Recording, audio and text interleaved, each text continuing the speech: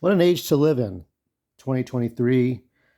We're focused more on Israel and Palestine than ever before. Everybody should be behaving themselves. We've got Disney versus Warner Brothers versus Universal Studios. We've got video games versus board games. Super Mario versus Spider-Man this Friday. Which one will you buy, but which one will you play first? Will you play Spider-Man 2 first? Or will you play Super Mario Brothers Wonder first? You just don't know. But choices have to be made. Have to be made. I'm not speaking complete English, am I? Fuck that then. It's almost 2 in the morning, and I don't give a shit. But I do give a shit about the choices I made for my MCU movies. Here are my top 4 favorite MCU movies. It's really hard to keep track and care about all of these things. I mean, the least popular Marvel Cinematic Universe stuff is the Inhumans and the Runaways, and the most popular would be the Avengers or Spider-Man. So whether you're watching Runaways, whether you're watching Howard the Duck, I guess the Howard the Duck movie might be MCU canon.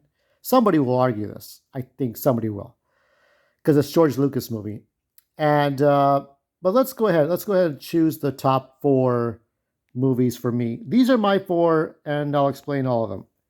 Here's number 4, Ant-Man and Wasp. Now, when I think of Ant-Man and Wasp, I obviously think back to Ultimate Marvel and the Ultimates.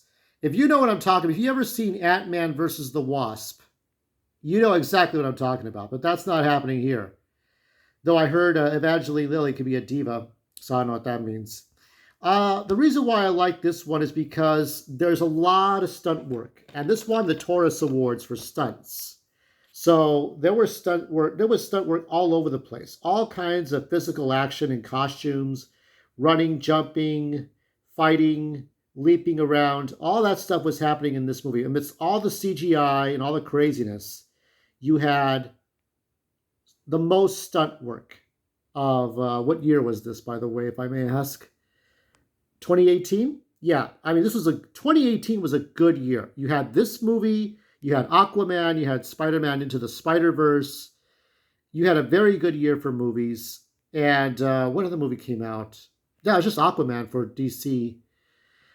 Yeah, this is my favorite. This is the stunt work. So check out the stunts. Look at all the stunt work, all the stunt doubles, stunt performers for Ant-Man versus Wasp. And number 3 at the bronze level is Doctor Strange and the Multiverse of Madness in the Multiverse of Madness. This is what I liked, was that you had it. This was, to me, this is a double feature, because the first one would be Spider-Man No Way Home. And then after that, you watch Multiverse of Madness. I have yet to watch this. Well, I'll get into that next. But this is where you have America Chavez. And I think these two here are my top favorite MCU females, okay?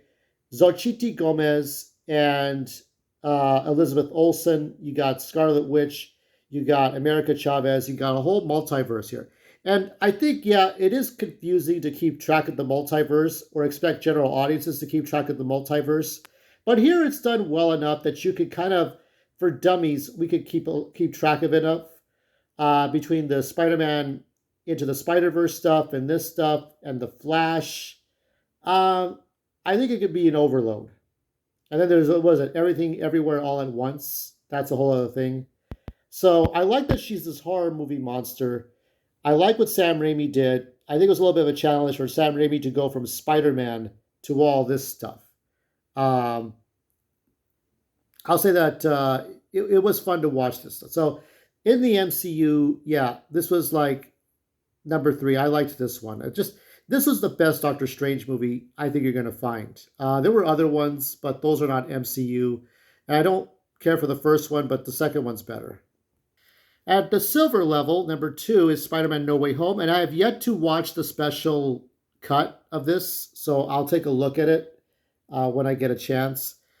Spider-Man No Way Home, I think, was the best one. I tried to enjoy Far From Home, and I have not yet seen Homecoming. This is the Home trilogy, but this is the final entry in the Home trilogy. I really enjoyed it.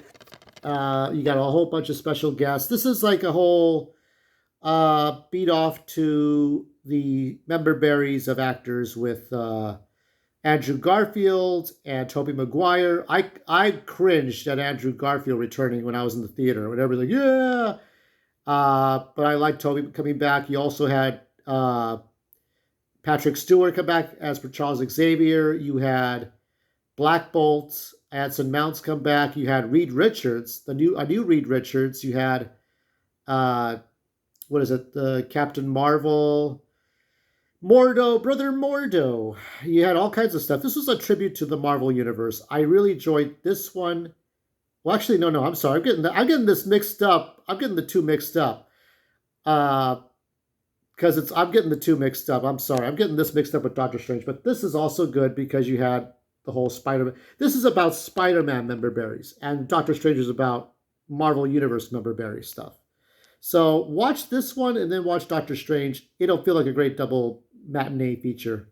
Coming in at number one is Captain America Civil War. It introduced Chadwick Boseman as Black Panther. It definitely introduced Spider-Man Tom Holland. And the villain, Helmet Zero, later becomes Baron Zemo, I guess, in the Falcon and Winter Soldier series. Can we get that focus, please? Let's get that focus. There we go. Trying to control the phone. And this was a great series because the villain, I mean, everybody likes the Thanos and the Thanos snap, whatever. But I like Baron Zemo because he's just a guy. No superpowers, no super strength, no super gimmicks, not even a fancy costume, at least not in this movie.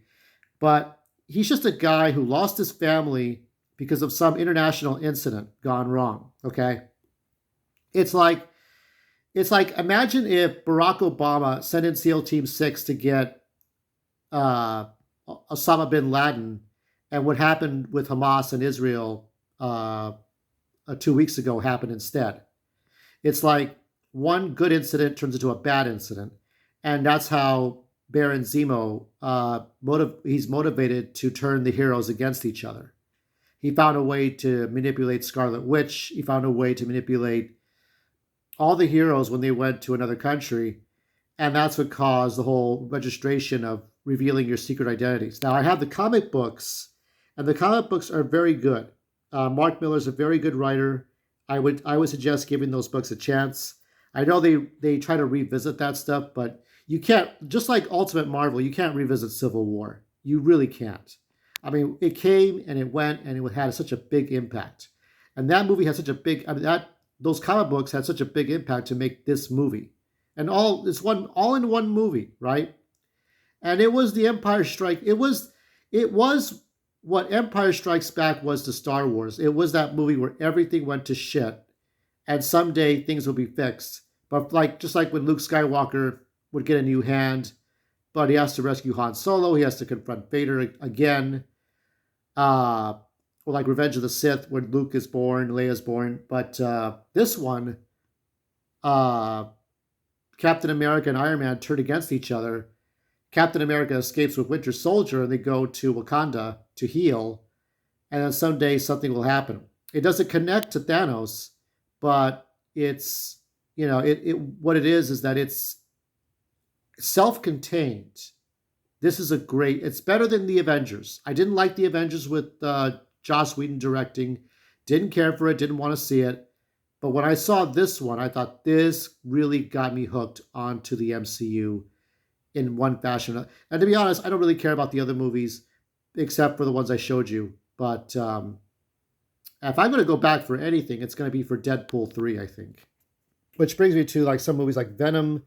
Venom, I could give an honorable mention, but only because and Venom Let There Be, both Venom movies, but they're not part of the MCU. They're just like somewhere like away from that. So for a little while, they were both part of the MCU, but you see Venom.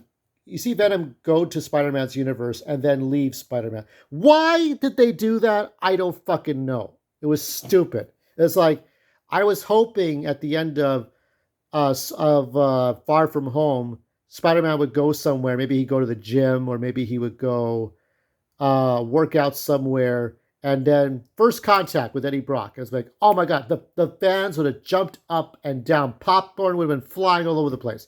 You would have seen that. That would have happened for sure. But because reasons of stupidity, now we have Marvels, and we don't know what's going to happen. Secret Wars, Secret Wars. Well, the secret's out that the movies are going to suck, and nobody's looking forward to shit. Nobody's looking forward to anything else. I think people would rather watch Venom 3 than Marvels. And also, I like Deadpool 2. I never saw Deadpool 1, but Deadpool 2 falls outside, as well as X-Men Days of Future Past. So those are my lists. I would say X-Men Days of Future Past is my favorite Marvel movie that's not MCU. What are your favorites? You let me know in the comments below. Thanks for tuning in. If you like this video, you know what to do. And